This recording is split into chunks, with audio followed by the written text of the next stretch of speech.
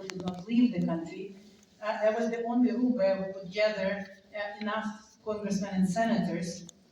And I was sitting right there in the first room, and so many people in the room were crying, literally, during that address. Now, it's really a great pleasure to see so many of Ukrainians by birth and by choice here in the room. And whether you represent organizations which are 100 years old, as Soyuz Ukrainok, or newer organizations, and there are so many of you in the room, all of you are so important. Each of you is an ambassador, not just for Ukraine, but for freedom itself. And all of you are so important today, probably more important than it was in 2014 or even in 2022 when Putin attacked us the second time.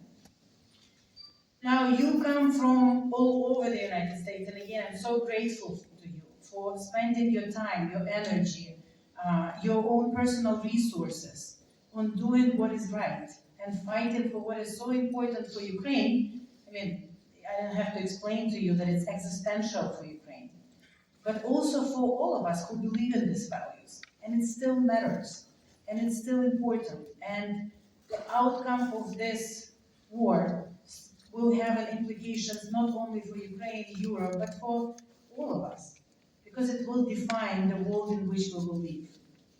And what holds us the line between evil and good today, as we speak here, is the armed forces of Ukraine.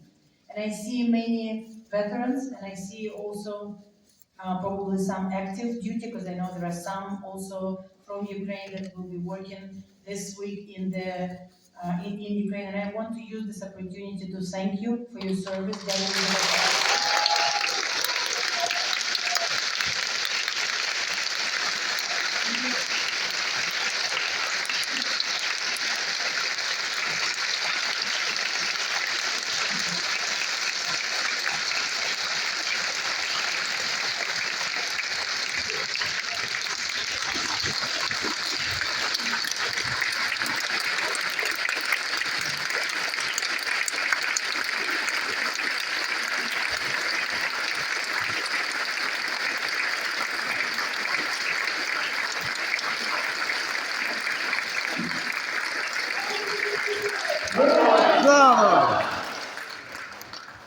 Because of great men and women in leading people, we actually, all of us, diplomats, politicians, civil activists, business people, we can have at least a chance to do what we need to do to get to just and lasting peace.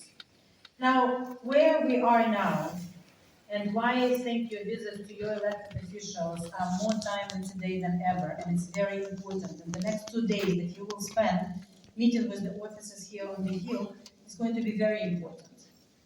Well, first of all, it's 1,139th day of the full-fledged phase of the war. And nothing has changed. Ukraine did not start this war. Ukraine did not provoke this war. Ukraine did not do anything to cause this war. It's Russia and Russia only that attacked Ukraine. It's Russia that is an aggressor. It's Russia that not only crossed our border from north, east, and south, and it's Russia that continues to send bombs, Shahed drones, and all other weapons into our peaceful cities, killing peaceful Ukrainians, killing our children. That did not change, and hundreds, we have tens of thousands registered, but we know it's more children that have been abducted, stolen, and held against their will, against the will of their relatives and parents in Russia are still there, and there are still so many wounded soldiers and illegally captive civilians who are kept in Russia. That did not change, and it's still our duty to not only defend peace and defend Ukraine, but also to fight for justice. So please share with your elected officials where we are, and the fact that Ukraine was always peaceful, never attacked anyone, never planned to attack anyone, and it's still the case. Second, after the change of the administration, and we, as you see, engage with President Trump and his team on a regular basis, President Trump wants to have a settlement and the solution to the ceasefire. And again, Ukraine is not a problem there. Through many negotiations, we have shown that even though it's us who have been attacked, even though it's the peaceful Ukraine that is attacked on a daily basis, we are also ready to explore and be constructive in any type of diplomatic solution. So when President Trump suggested full ceasefire, great idea to save lives, Ukraine immediately said yes. When Putin did not agree to that and had let's do partial ceasefire, we also said yes. Let's do it. So Ukraine is very constructive. Ukraine is committed to peace. Ukraine wants peace and does everything to get to peace. And what do we see during the last couple of weeks? We see increased number of attacks, including horrific attack in a broad daylight in Kryvyi Rih on a children's playground, which took lives of 9 children. And it happens on a daily basis. And please share this information because, as you know, we are not on the news 24/7 anymore, but each of you is a source of an information. Each of you can show it using the videos and all the materials that we have from Ukraine. And we say nothing but the truth.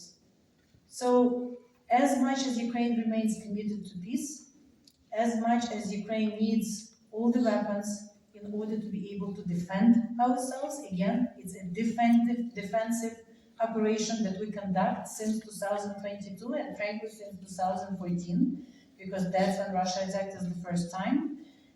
We are the ones under very difficult circumstances who are committed to peace. And Russia is showing with their actions that they do not want peace.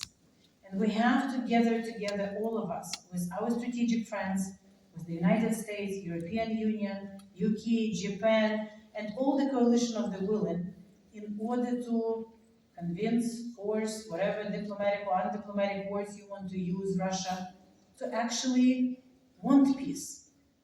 Now, to that end, what do we think would work with Russia? And as you know, Ukraine, after 300 years of occupation by Russia, whether it was called Soviet Union, Russian Empire, or Russian Federation now, we have pretty good understanding of this evil neighbor. So first, we need everything to defend ourselves, especially air defense, especially all the weapons that are actually helping us to defend our homes, our loved ones, our land.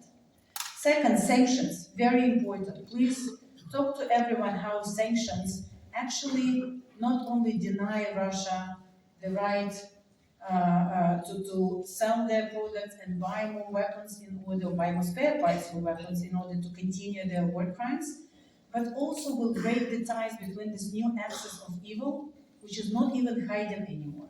Russia working very actively together with North Korea, together with Iran, together with terrorists, and unfortunately other countries which are the largest Russia partners, trading partners like China, are helping them on that path. So tougher sanctions, which would not only make it impossible for Russia to continue their aggressive genocidal war, but also to dissuade their buddies and allies to help them, are very important.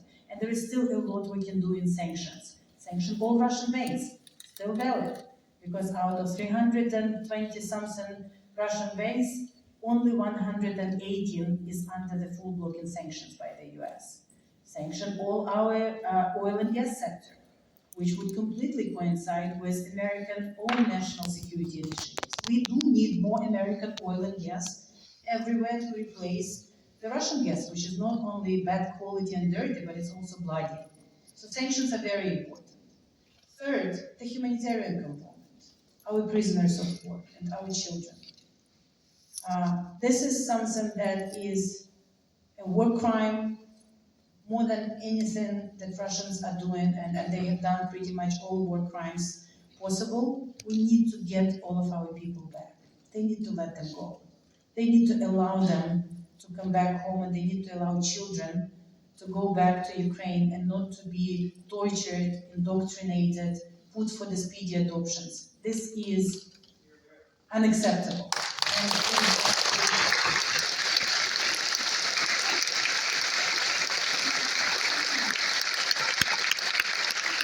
Which is, I think, also very important. While we focus, of course, on horrible war crimes that Russia commits, while we focus on destruction And the recent study by the World Bank already has shown that the damage inflicted by Russia is above 450 billion US dollars. While we focus on all of that, we also have to point and just look at the map. I mean, Ukraine is a big country by European standards, but compared to Russia, I mean, the scale of the heroism of Ukraine and the fact that we are holding and protecting us and Europe and the rest of the world from an evil empire, which President Reagan was so right to call so and to take it down. And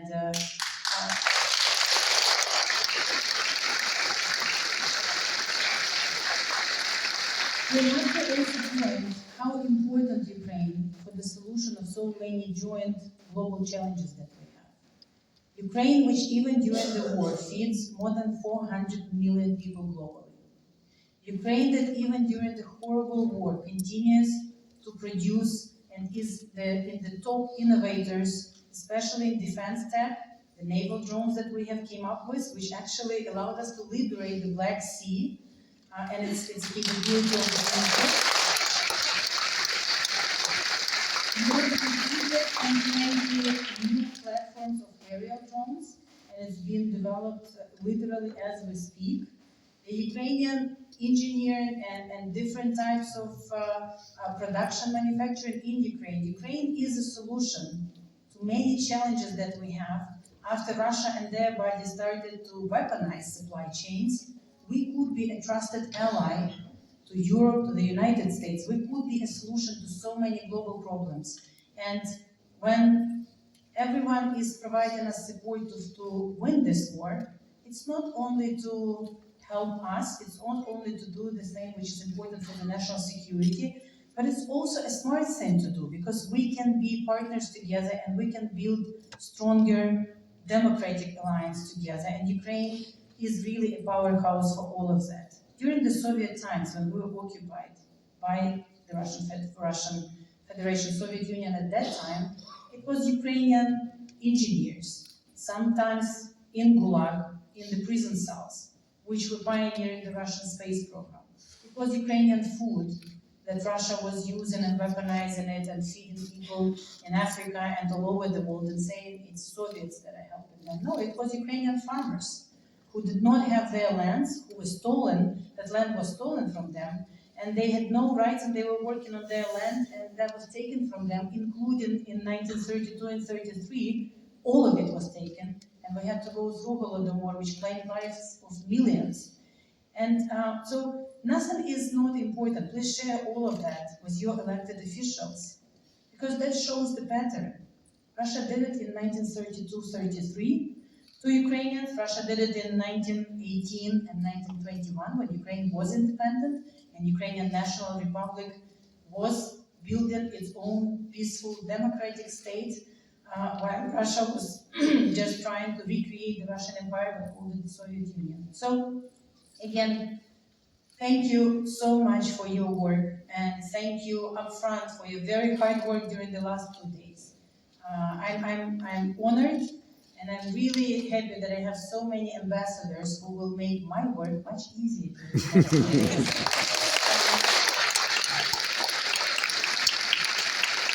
God bless you all. God bless this great country. God bless America. And of course, Slava Ukraini. Героям слава!